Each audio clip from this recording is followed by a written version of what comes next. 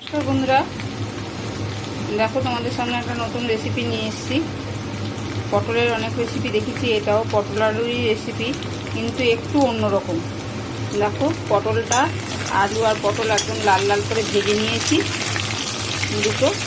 তারপরে এবার দেখো আমি একটা মশলা দেবো। এই মশলাটার মধ্যে লাগছে জিরের গুঁড়ো, হলুদ, নুন, আর এটা হচ্ছে লঙ্কা আর রসুন থেতো করা।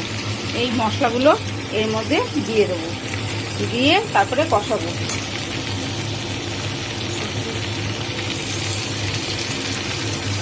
এই দেখো সব দিয়ে দিলাম এর মধ্যে, দিয়ে এবার এটাকে ভালো করে কষাতে লাগবে, যাতে রসুনের কাঁচা গন্ধটা না বেরোয়। ভালো করে এটা কষাবো।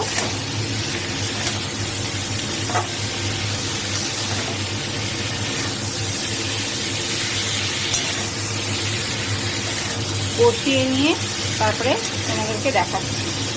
দেখো বন্ধুরা, এই যে কষানো হচ্ছে, এবার এর মধ্যে একটু টমেটো কুচি দিয়ে দেবো।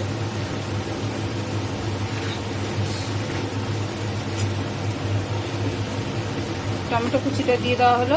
টমেটো কুচিটা দিয়ে এবার যতক্ষণ না টমেটোটা নরম হচ্ছে ততক্ষণ কষাবো। একটু নরম হয়ে গেলে পরে তখন জল দিয়ে দেবো। এবার কষাবো, কষিয়ে তারপরে টমেটোটা একটু নরম হলে পরে তারপরে জল দিয়ে তোমাদের কাছে ফেরত আসছি।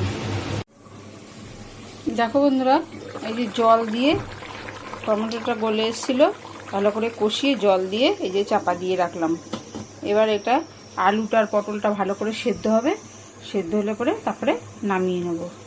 নামিয়ে নিয়ে তারপরে তোমাদের কাছে ফেরত আসছি। দেখো বন্ধুরা, পটলের তরকারিটা নামিয়ে নিয়ে এসেছি। একদম মাখা মাখা,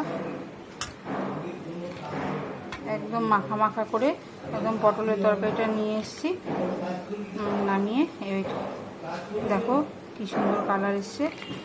তোমরা এরকম করে করে খেয়ে দেখো, দেখে কমেন্ট করে জানিও যে কেমন লাগলো। এই ভিডিওটা এখানে